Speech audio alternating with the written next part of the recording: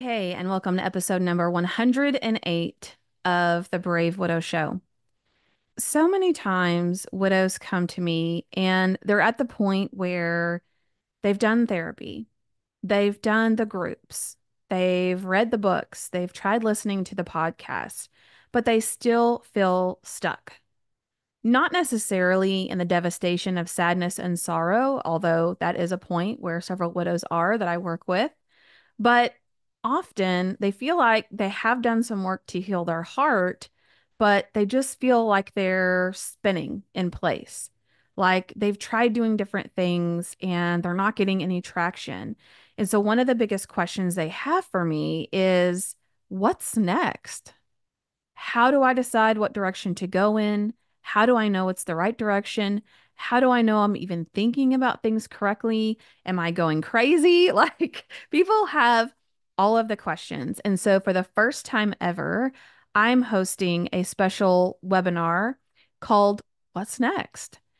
And the purpose of this webinar is to help bring to light for you some of the sneaky little things in grief that cause us to feel stuck, that sabotage our ability to move forward and to heal, and the exact next steps that you, wherever you are in your journey, need to start taking to move forward.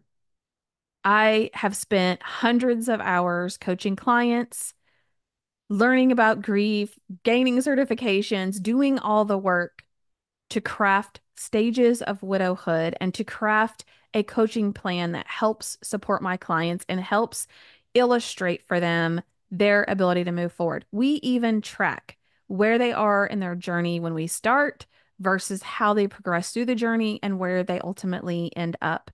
And I am proud to report that 100% of my clients make progress. They move forward in grief, and it's just been an amazing experience. So, join me on Monday, August 19th. For the first time, I'll share with you these stages of widowhood. I'll share with you how I evaluate where someone is in their healing journey and how I help determine what next steps they need to take forward so that you can leave that workshop knowing some of the steps that you need to move forward as well. To join us, just go to bravewidow.com/next to sign up. It's next, NEXT. And hey, it's a free event. It's live. It's meant for the public. So bring a friend, bring a few friends, but I would love to see you there. Again, it's bravewidow.com/next. All right. Now let me introduce Emily Curtis. Emily is a widow who lost her husband June 22nd of 2022. She's learned to move forward in her grief with resiliency and use that resilience to start a grief coaching business to help other widows through their grief. You can find Emily at awakenrenewcoaching.com or Awaken and Renew Grief Coaching on Facebook, LinkedIn, and Instagram. If you go to the show notes of wherever you're listening to or watching this episode, you will also find all of the links to find Emily. All right, let's dive in. Emily, welcome to the show, and thank you so much for joining us today. Yeah. Hi, Emily. Great name. And thanks for having me. Yeah, fabulous name. I already knew this was going to be an amazing interview, Absolutely. interviewing another Emily. But yeah, why don't you share, just introduce yourself, share some of your background, and then we can dive into your story wherever you want to start. Sure. Yeah. I'm Emily Curtis. I live in Colorado and have been in Colorado for, oh goodness, probably 25 years. Was born on the East Coast in New Jersey and went to college in New York State and moved out to Colorado immediately after college and did the typical, gonna just go be a ski bum for a winter and figure out my next steps. And I met my late husband a month after I moved to Colorado and spent the winter. Spent the winter skiing together. And at the end of the winter, he was like, "Ah, you might as well stay for summer." And so it's a classic Colorado story. And I'm still here, despite him not being here, obviously. So yeah. Awesome. So tell us, what did you like about him? What was it that drew you to him and that kept you together? Yeah, great question. I think it was his sense of adventure. He was the type of person who loved to live in the present. He really hated what if statements and what if scenarios. I am a little bit more of a planner and a little bit more just to anticipate the next steps in life. And he was a little bit more spontaneous. And I think that was really what attracted me to him immediately was just his sense of adventure. And he was very kind and a very compassionate person as well. And I think I met him right out of college, so I was still fairly young and it was easy. We just had fun. We just skied and then I stayed for the summer and we hiked and biked and camped and just all the things that we love to do here in Colorado. And it was just a very easy relationship. It was just based on friendship and based on fun. I love that. And I love when we can look at another person and think, oh, this is so awesome about them. I really admire it about them. Sometimes that can become a friction point Mhm. where Nathan was definitely a free-spirited person and I was Yeah. a planner. And while I love that about him, there were times where it drove me crazy while we were married. We need Yeah, a plan. You must follow the plan. mm, But I think we helped each other kind of meet in the middle of having that good balance. absolutely.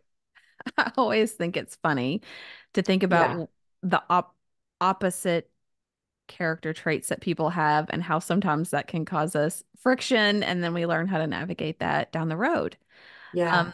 so how long were you and your husband married and what was life like for the two of you?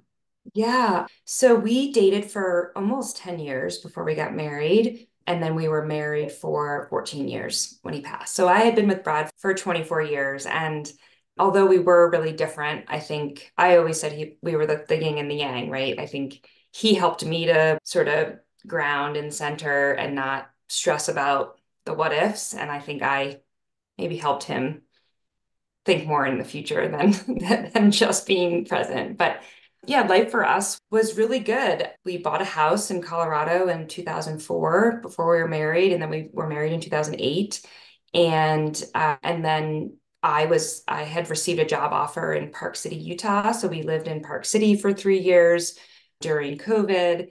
And that was a great adventure. We had been in Colorado for probably 20 years around that time and just moving to a new location and we just got to experience all these new things, a new town, new mountain biking, skiing. We pretty much skied all of the resorts in Utah in the time we lived there. And then we did through circumstance, we had found ourselves waiting for a home to be built here in Colorado. We had made the decision to come back to Colorado. And so we lived in our camper for about a year. And we have two German Shepherds. So we were in our camper for a year. We were traveling the Southwest, waiting for this home to be built. And then we moved to where we are now, or where I am now, back in Colorado. And we were in this house for about 6 weeks. And then he passed away. Like I said earlier, I think our life was really based on friendship and adventure and just enjoying each other's company. He loved to cook. He was an amazing cook. So we were always planning meals. We loved to have friends and family to the house for the holidays, and we always hosted Christmas. We did not have children, so we would always host Christmas with all of our friends who didn't have children or some of our friends that didn't celebrate Christmas. It was like the catch-all holiday party. And yeah, we have an amazing circle of friends, and we were extremely happy, and we had a really wonderful marriage. Oh, that's awesome to hear. I know not everybody gets to have that experience, but it sounds like it was just such a beautiful relationship and a very accepting environment of each other and how you were and how you related together. Yeah. So, walk us through when your husband died. What was that whole experience like for you? And what did you find was helpful or maybe even not helpful as you went through that experience? Yeah, so my husband passed on June 27th, 2022. So I'm coming up on the 2 year anniversary. He passed suddenly. He had a massive heart attack. And unfortunately, I found him. He was doing yard work, and so I found him face down in our front yard. And I called 911. I did CPR, and as did the paramedics when they arrived. And he didn't make it, obviously. That's why we're here. As I said, we had this life filled of adventure. We loved to ski, we loved to mountain bike, and we had two dogs that we hiked with. We were very active people. He loved to cook, we ate well. And so it was just extremely shocking. It was not at all what I was expecting to have happen. It wasn't something that was a long, drawn out illness. It was extremely sudden. So I was completely unprepared for what was going to lie ahead. I think initially it was getting past the trauma of finding him, and then it was moving into the grief, and I spent quite a long time feeling just in shock and having a lot of just disbelief that this had happened. I think that sort of moved into guilt. Could I have seen this coming? Brad was not great about going to the doctor. So it was like, I should have made him go to the doctor more often. What if I had found him sooner? I don't know how long he had been there before I found him.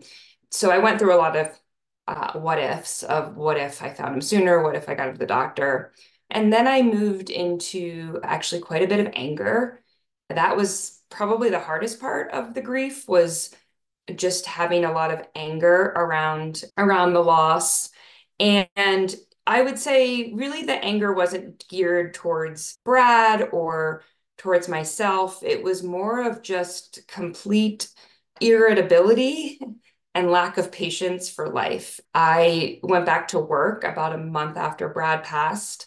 I did take a month off, which was amazing. We did the memorial, and then I went back to work, and I just put my head down and tried to really power through the day to day. And, looking back on it, I think that I completely exhausted myself. And that's likely where that anger came from, right? It was just, I was exhausted. My body was telling me to slow down. My mind was telling me to slow down. And I just kept thinking that I could just, as I had always done in my life, sort of power through bad scenarios and start to feel better. And I just kept thinking, why am I not feeling better? Like, I'm not, it's been months and I'm still just very, very irritable, very angry. I had a hard time just dealing with basic life issues that come up. Tell the story to people that dropped a bowl of dog food on the ground, and it was like the worst thing that ever happened to me. So yeah, it was a long journey. As I said, I was really unprepared for it. I had lost my father about 12 years prior.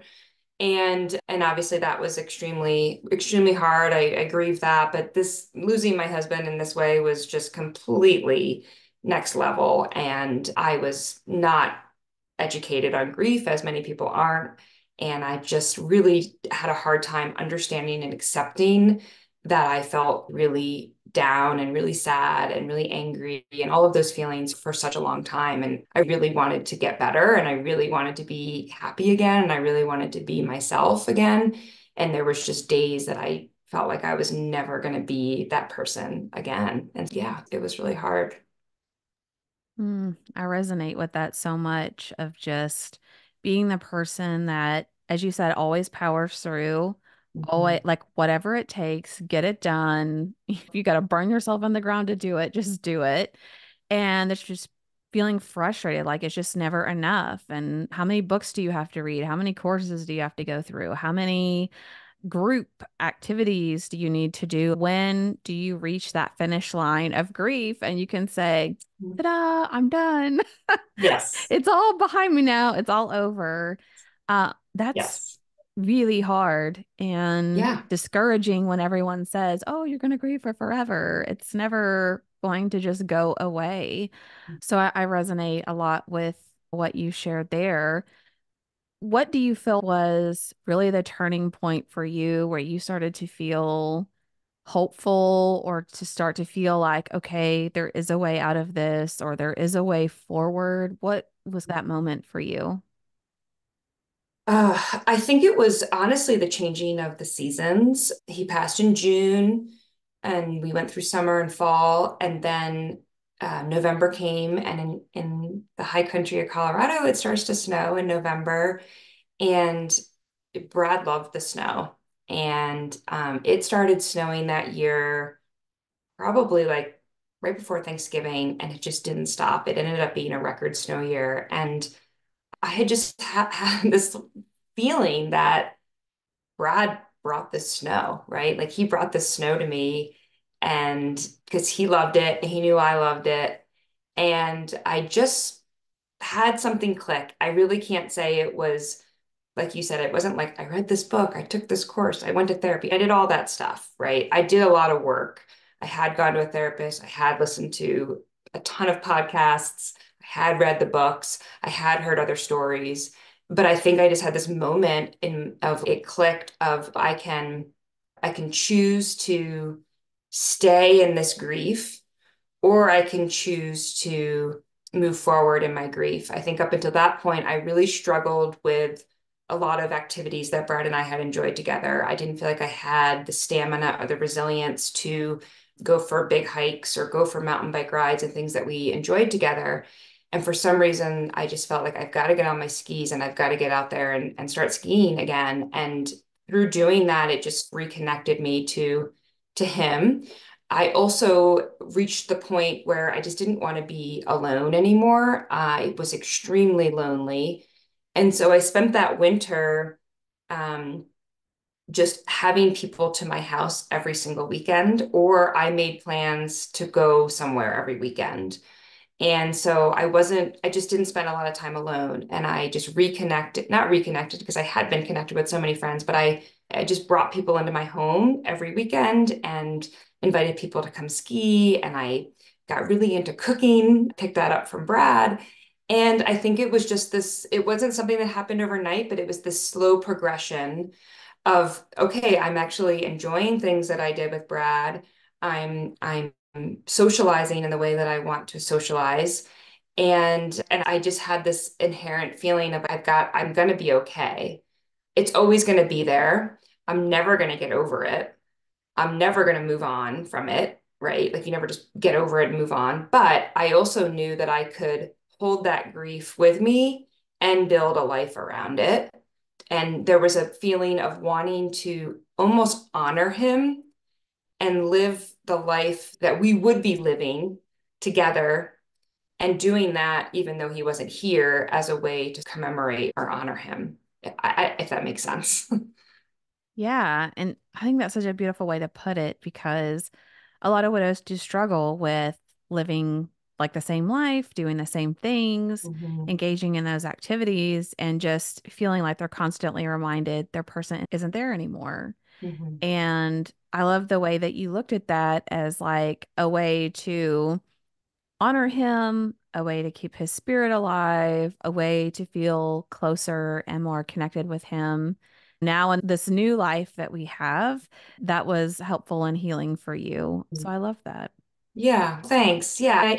And I don't want to make it sound like it was overnight. It takes time. And that would be my message to other widows that may be listening, is this isn't something that I woke up the day after the funeral and said, oh, I'm going to just move forward. It took time and I did a lot of work to get there. But I do feel like that. I do feel that he would want me to keep living, and he would want me to be happy, and he would want me to do all those things that we had planned to do together, and do it by myself, do it with friends, or with other people. It didn't have to be him, but I had to keep moving forward. And it made me feel better. It made me feel more connected to him in a way, of a way to honor. And I think he would be proud. And I'm proud of myself for continuing to be able to enjoy those things, because it's not always easy, for sure.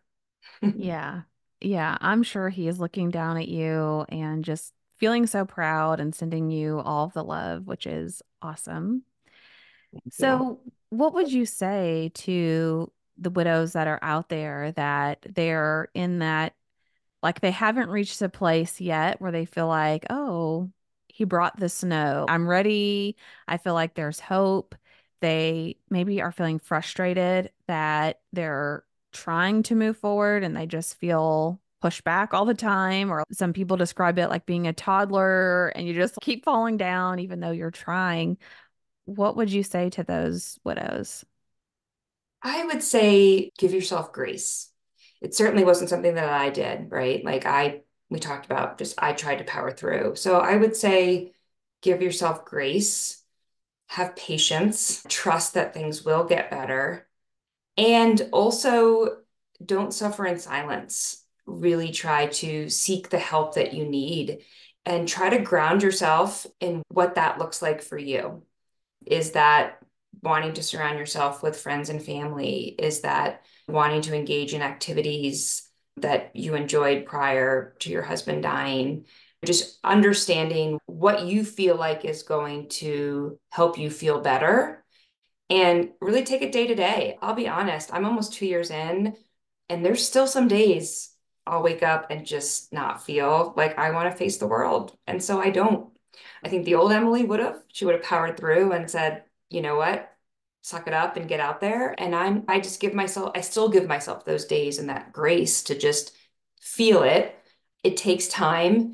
It takes a commitment to want to be better. And I think my advice is like, be patient, give yourself grace in feeling all of the things that go with grief, and also get help. Also ask for help. And maybe that's all it is. Maybe you do need to see professional help and see a therapist or go to a bereavement group, or maybe you just need to surround yourself with the right friend group or the right family members that will give you what you need in your grief. Some people like to talk about it. Some people like to just sit with it. And so, who are those people that are going to give you that energy that you need? So, I do think there's a level of just tapping into who you are as a person and what you think you need, and then taking that action to do it, but knowing that you're probably going to need some help along the way to do that as well. Yeah, I think it's so helpful to be able to talk to other people who are walking the journey, who maybe are further down the road than you are, and who Oh yeah. can help remind you that it's okay to take a day for yourself. It's okay to take time and to lower the expectations that you have of yourself. That doesn't make you weak, it doesn't make you less than. I know too, Emily, you shared that you get to work with other widows, Mhm. and almost in a way, you've created a purpose out of the pain that you've experienced in getting to help people and pay some of that forward. How did you get to there from Mhm. where you were just almost 2 years ago? Yeah. So my career had been focused on, I had done marketing for about 20 years. I worked for larger publicly traded companies. I worked for smaller startups. And one of the things that I loved most about my career was working with other people and leading my team, leading people who reported to me, coaching them, helping them in their career growth. I also had mentored other young women in their career growth. So I had this inherent love of coaching and helping people to identify where they wanted to be in their career, and then talking about, okay, where are we in your career today? What are the things we need to do to get you to where you want to be? And so I always had this passion for that. And as I went through my grief, I'm very open about my grief. I talk about Brad all the time. I talk about the experience I went through. And I just had a lot of people say, gosh, like you really could help other people, just the way you are very open and honest about it. And so it just clicked for me one day. I was feeling like I wanted to also work for myself, feeling like I didn't want to be in one of the things we go through as widows is taking stock of what really matters in life. And I just felt like I was spending a lot of time working. And I was like, I really would want to, if I want to put that time into work, I want to do it helping other people and doing it for myself. And so it just clicked one day of taking the love that I have in my career and these life experiences that I have and combining them and starting my own grief coaching business. So I started that in early April. So it's still pretty fresh and pretty new. I did go and get my grief coaching certificate, and I'm just honored and humbled and grateful to be able to hopefully help other widows as they and taking what I know as a leader and as a coach, and combining that with my personal experiences to help people to understand that there is a life beyond grief. And as we talked about, like helping those people that, and I was there, I was 100% there. I do not know how to get past this. And I just wanted someone to say, do these 5 things and you'll be better. And it's not that easy, right? But I just have a passion for trying to help people because nobody should have to be unhappy. I think everybody deserves to be happy in life. And some of us are dealt a really bad card and our spouse dies. And especially for people like us whose spouses die young. And we are young widows and there's still so much life left to live. And so just trying to help people to say, or to recognize that there is a lot of life left to live. And how do you want to live it? Do you want to live it sad and grieving all the time, or do you want to still honor and remember your spouse, but also build a life around that grief and a life forward? So that's really where I'm trying to focus my future and my business is helping other widows and moving forward in their grief. That's perfect. I know. I try to encourage people all the time to find a coach, find Mhm. somebody who's walked the path before you, like somebody who's been there, who understands. You can work with a coach, you can work with a therapist that hasn't experienced those things and still have a good experience. I Mhm. just think it's 10 times easier to work with someone who has because Mhm. you get to just talk. You don't have to explain like why you're feeling this way, how losing your spouse changes every single thing about your day. Because if you're working with a coach who's been widowed, that person knows. So you just get to talk about how you feel and what you're thinking and what you want help with, and not try to get someone to understand that's never really experienced that level of loss.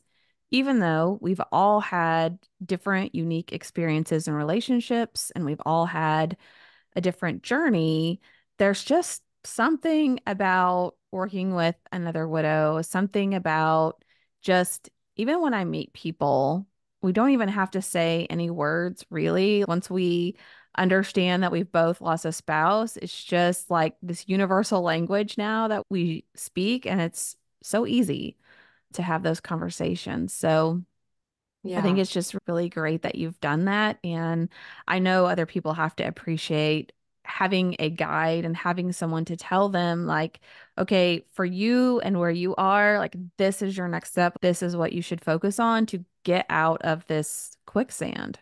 Yeah. And I think did go to a therapist the first probably 6 months after Brad passed. And I did find it helpful. I think the difference between a therapist and a coach, and therapists are still very important for some people, right? If they're dealing with clinical depression or there was issues before the death that they still have to resolve. But I think a coach really focuses on the future, right? Like, where do you want to go?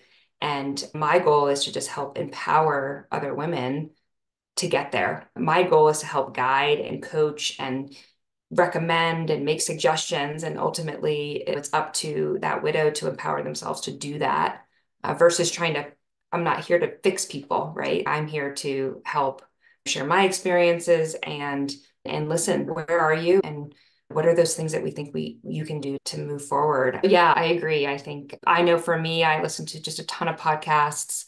I'm still part of a bereavement group here locally with widows. I find it extremely rewarding to sit in those groups.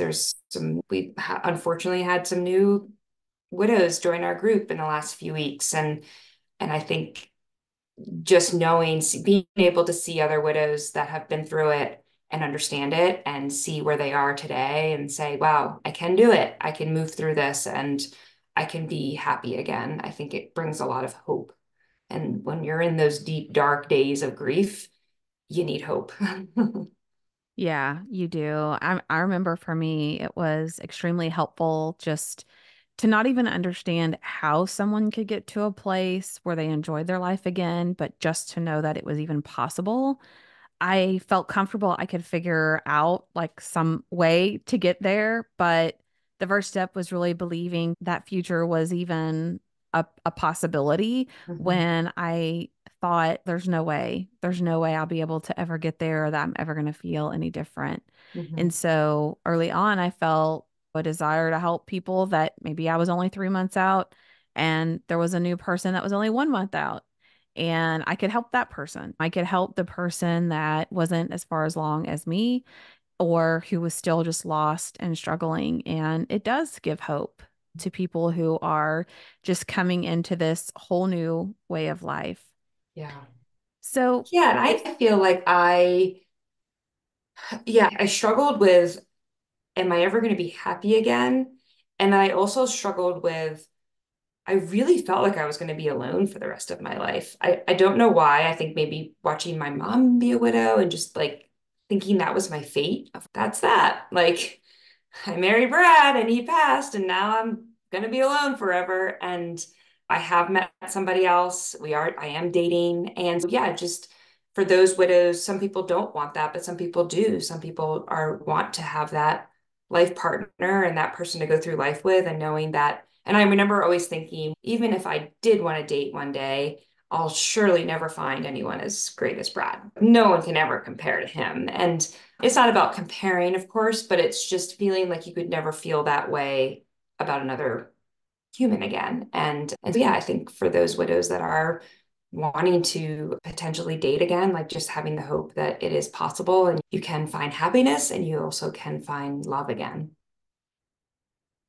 yes, absolutely. And I think about it too, like for people that have multiple children, you have your first one and you think, oh, I never love another child as much as I love this one. That's just it. It's just all the love just for this one. And I don't know, I can't love any of my other ones if I were to have them. And then you have your second child and you're like, oh, wow, I love them both now.